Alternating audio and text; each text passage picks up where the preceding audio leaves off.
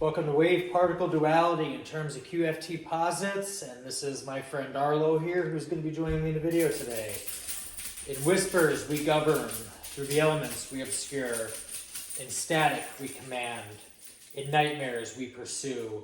We are earth and air, we are fire and water, we are the remembered, we are the returned, we are the whispers, in silence we thrive. We got Mercury square Uranus with innovative ideas. In the context of fields are fundamental. QFT posits that there are no actual particles or waves in the classical sense, but rather quantum fields that exist everywhere. Basically, common denominators, basic, bottom barrel type things.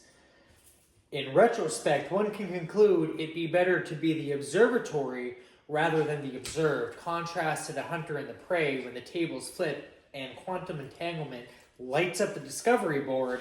Only then we can begin to rationalize our comprehensible conclusion about what we know and how to interpret the evidence of a true science in a more general manner. Subject matter, if you will. Particles as excitations. What we perceive as particles are discrete excitations, or quanta. These underlying fields, a photon is an excitation of an electromagnetic field, and an electron is an excitation of an electron field. In the context of pK, if you know what pK is, you know what pK is. We can utilize the quanta of deformation of vectors and influencing events to change the illumination, which may physically stem from an awakened conductor moving matter through oscillating material fields to operate parallel, almost like a ghost. In a quantum state of energy, and the electron state is a constant in a magnetic state of energy, which can then occur when a photon has a constant state that has a negative mass in its own form, which can then begin the result which ultimately produces the same effects of its current state, leading the electrons that are higher than normal magnetic fields, and therefore is a constant state of energy, assimilating, leading to what's called internal state management. This helps cultivate a positive self-perception, confidence, and emotional intelligence to create a magnetic field that draws opportunities and attention to one's authenticity. That's going to be an underlined keyword there.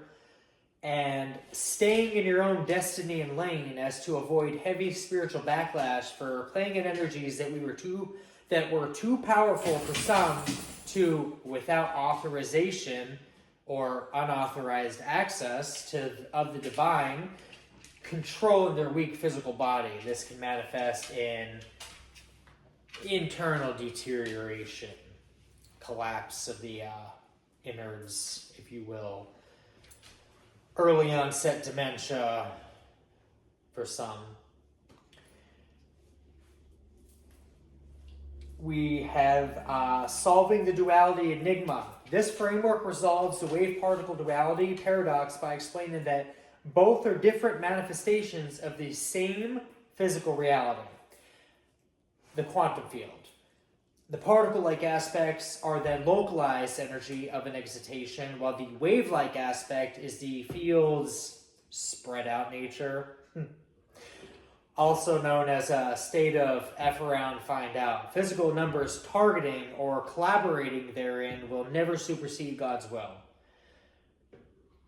In other words, if I don't like somebody and I call up a friend and they call up a friend and we collectively meet in a agreed location on a specified date and or day of the week, and we just sit there pontificating a plethora of ideas and to take somebody out, and we're just sitting there kicking the shit and talking about a bunch of nonsense, but God's will is over here monitoring everything, hearing, seeing all.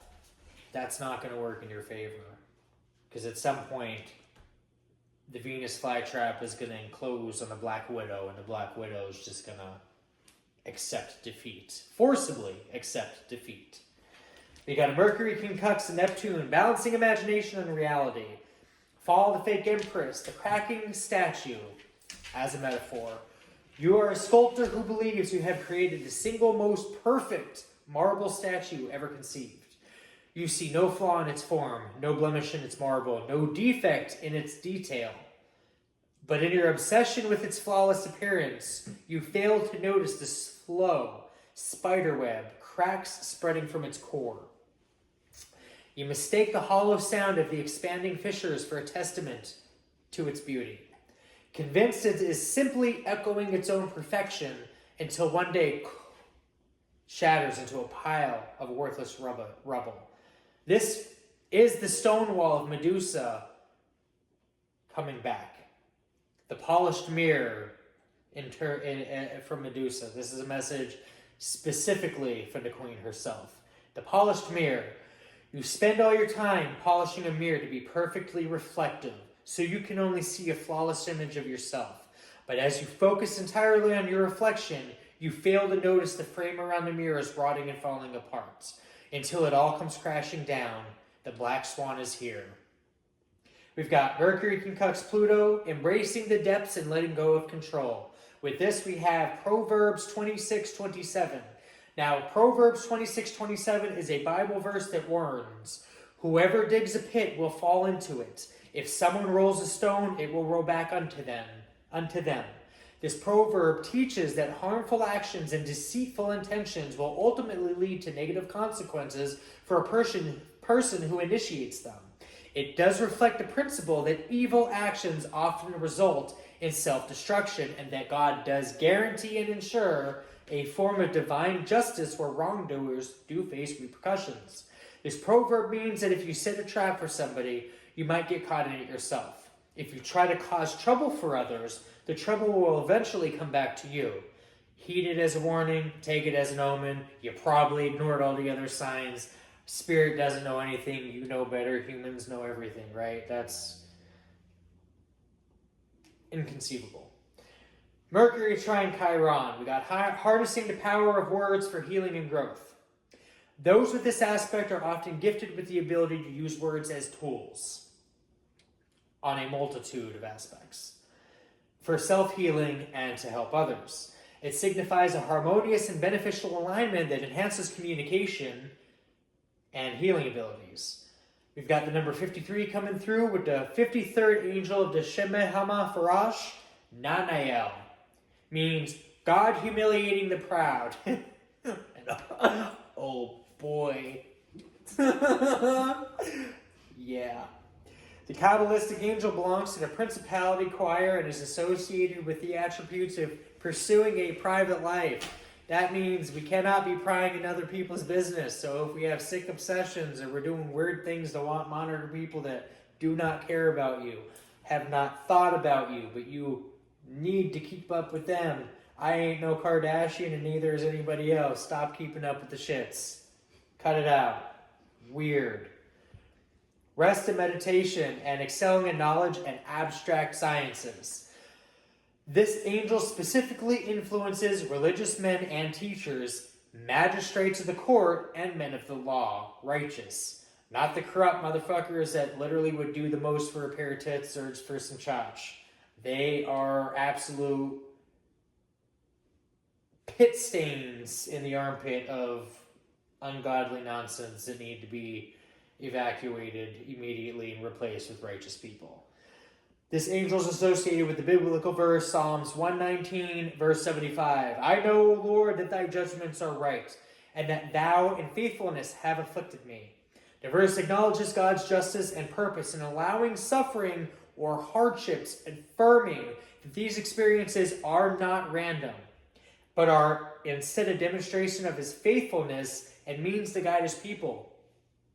In essence, Psalms 119:75 is a statement of faith that even in difficult times, God is just, faithful, and using these trials for good. It's like cancer and being a treatment for it. The medication enters the system and incepts. The cancer is unaware of the medication's true nature or its existence in the body. But over time, as the medication starts to spread, it is mapping where the cancer is and taking notes and maintaining imperative information relative to the cancer and its network within the body. And by the time the cancer realizes it's being treated, it's gone. In other words, God's will use people, places, and things to quite literally turn worlds upside down, move mountains, and almost demonstrate a miracle in broad daylight. That's all I have for you guys today. Hope you found it interesting. God bless Mercury. Stay true to thyself. Be authentic, everybody. And hopefully the QFT posits are kind to everybody, because Nanael, not so much. Take care.